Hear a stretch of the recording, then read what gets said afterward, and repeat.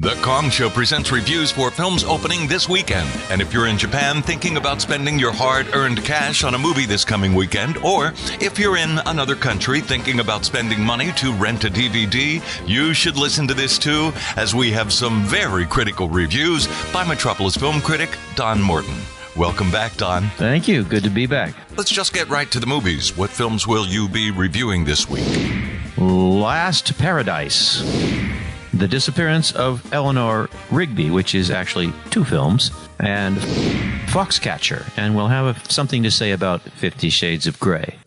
You didn't see 50 Shades of Grey yet? Nobody has seen 50 Shades of Grey yet. Well, I'm anxious to hear what you'll have to say. Let's start with Last Paradise. Okay, this is an extreme sports documentary. Okay, those are a dime a dozen, but Kiwi filmmaker Clive Neeson has spent the last 45 years documenting the genesis of such wild pursuits as wakeboarding and extreme skiing, parasurfing, hang gliding, and bungee jumping. Bungee jumping? Yep, bungee jumping was popular in New Zealand, and it became known to the world when a Kiwi fellow did an illegal jump from the Eiffel Tower. It was beautiful. Neeson has put together this amazing collection of vintage footage of himself and his group of similarly insane mates. He claims and backs up were instrumental in the creation of some of these sports. It's quite an interesting and fun time at the movies. Sounds like a buddy movie to me. It's a buddy movie. Bungee jumping, have you ever tried? I have not. Would you consider? No. Why not? I like my backbone where it is. Moving on.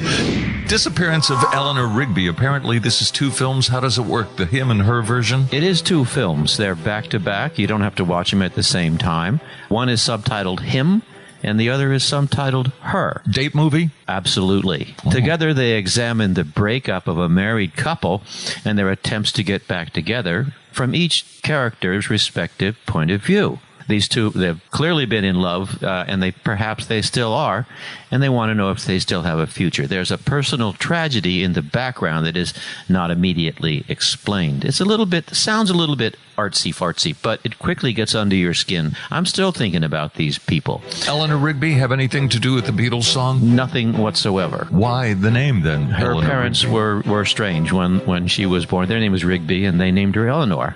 It's successful because of the first-time director Ned Benson, a good script, and a consummate skill of the actors playing the pair. Who are the actors? James McAvoy, the British actor, he does a flawless American accent. He's the him, and the astounding Jessica Chastain is the her. You can see these films in either order, her first or him first, but I'd nudge you towards seeing him first, like I did, because the her is the stronger film, and it fills out the whole. This is quite an experience. It's definitely experimental, but it leaves an impression. Moving on, next film is called Foxcatcher. This is a case of a comedic actor straying into drama, as many of them do, but rarely do they so completely disappear into the characters like Steve Carell does here, and he's got a Best Actor nomination, and that's really something for a funny man to do. It's a warped character study. He plays the hugely wealthy John E. DuPont, a socially inept man-child heir to a huge fortune